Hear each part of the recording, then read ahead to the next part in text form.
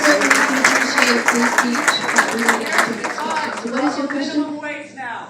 I voted for fair wages. Do your job.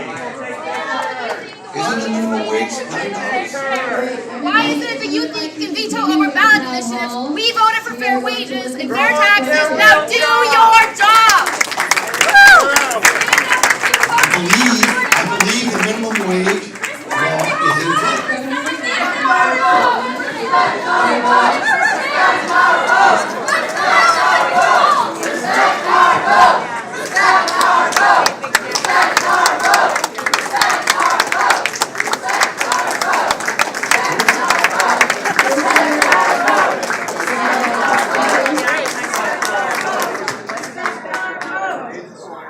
I do believe, folks, that the minimum wage that was passed in November is in play.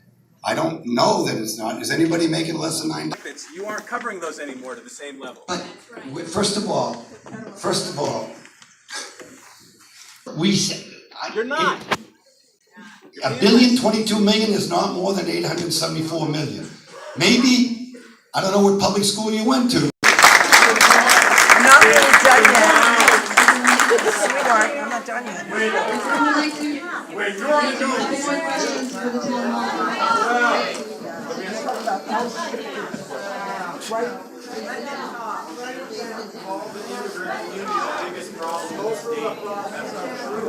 Jill Shaw.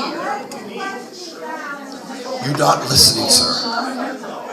First of all, okay, we are all immigrants in this country. I respect immigrants. No, you don't.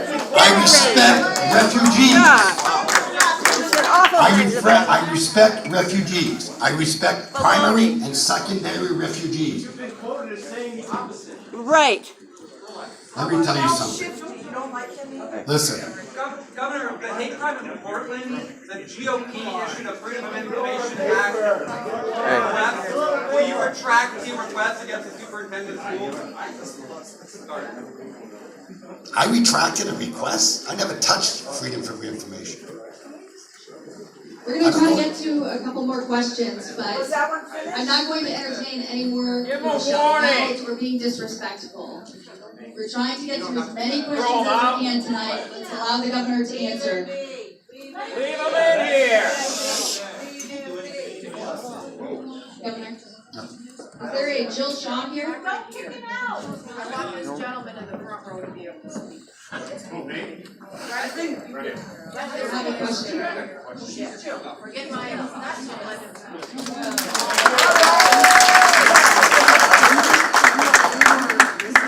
You know, Governor, it doesn't help when you're on TV making comments about Biggie Smalls or whoever, drug dealers coming out of me. Because you know why? It's very hurtful to my children. Because my kids get this on TV. You know what I mean? So what are you saying, sir? So I'm saying is that when you get on TV and talk about people of color, you know, drug dealers coming to Maine, you know, whatever, we don't all like that. I didn't say you were. My son is not a drug dealer, and my son, It's sir. not your son. You didn't adopt him, so stop lying. Did you adopt him? Yes, sir, I did. You did. Well, it's news to me. I know. Yeah. I know. So Thank you. anyways, about John Lewis, you know, I just think that it's really, my question is, why do you say things like that on TV that the kids can hear it? I think it's unfortunate that you say that. You're the governor of Maine. You should be above all. And when you say things like that, about drug dealers coming to the state. I apologize to you and your children. Did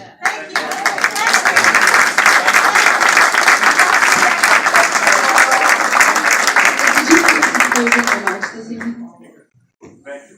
No, really, if I offended your children or you, that's not what is intended. Here's the thing, too, you know what, I mean, I'm from Maine, I was born in Portland, and I'm from here. So I'm off my state, you know what I mean? I went to school in Maine, college in Maine, I worked at Bath Iron Works, and when my kids hear that, it's hurtful. And that may not be your intent, but that's the impact. Yes, you do. It's not in the tone that this state is full of hate.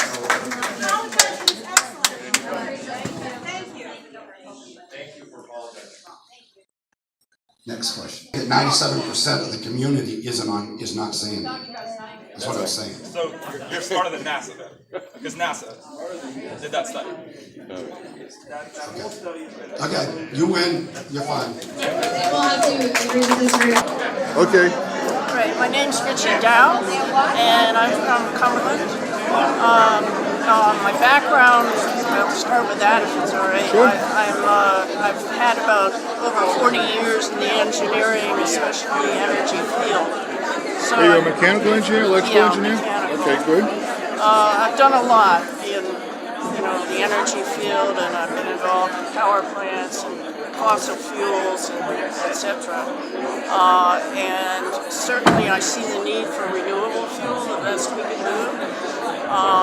And I've seen I've been involved in a lot of pollution controls and putting back end, I call it back end, but protection against air pollution on conventional power plants with fossil fuels. But wind energy, I'm certainly in favor of utilizing wind energy and other renewable fuels wherever we can. Have you done research on? I've done, Okay, good, yeah, I good. worked on a couple of projects. My company was involved in installing a large wind turbine down on the Galapagos, and that was a very successful project. It was an international project with the E7 Union, Yeah.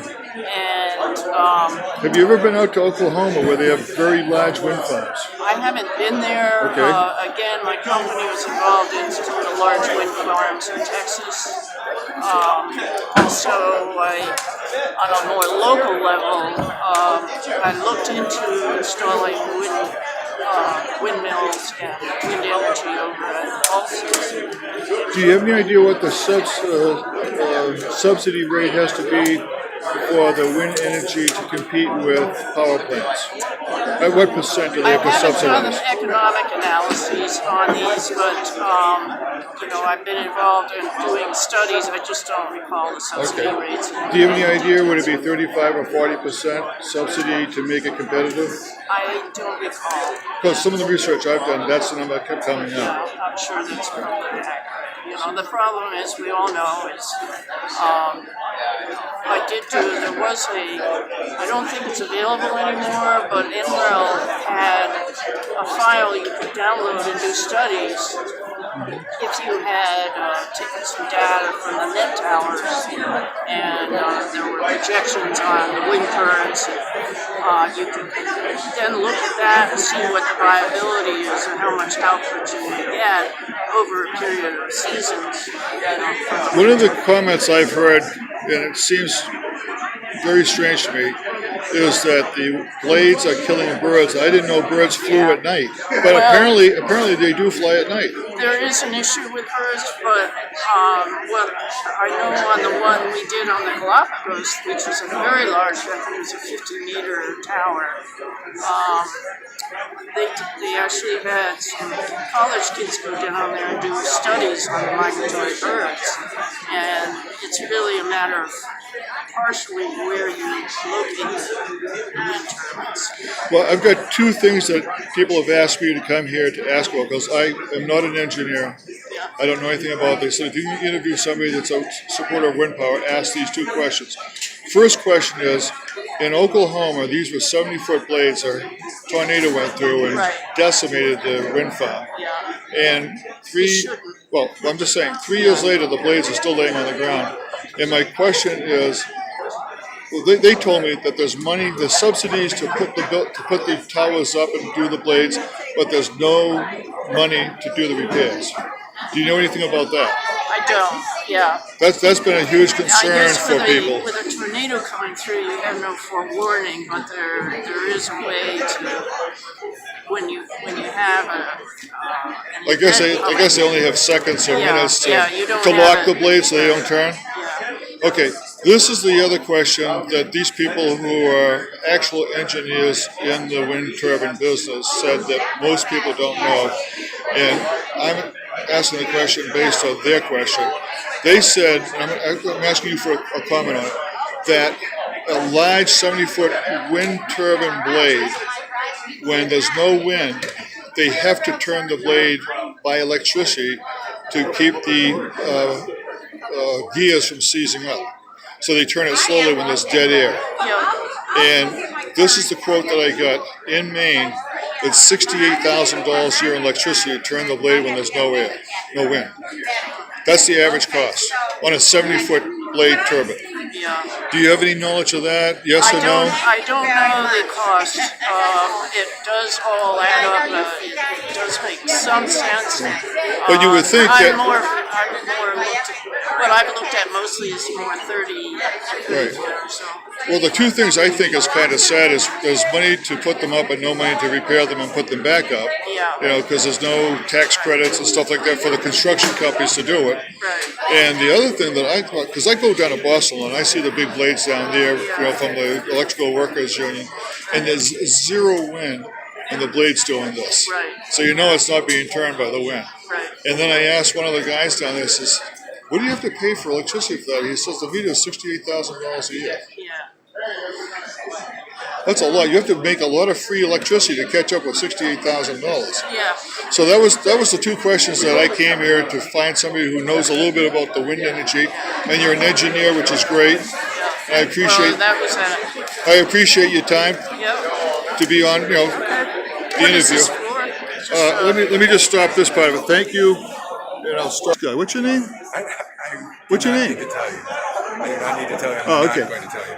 Oh, He's in the witness protection plan. oh, okay. So,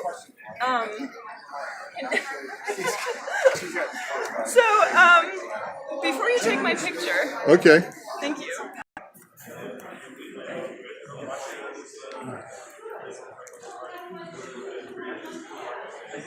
Hey, how you doing?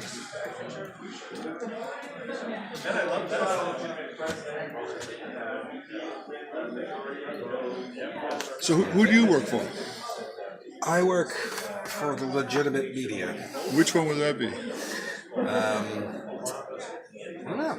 I don't think I'm Lewis and Sun Journal?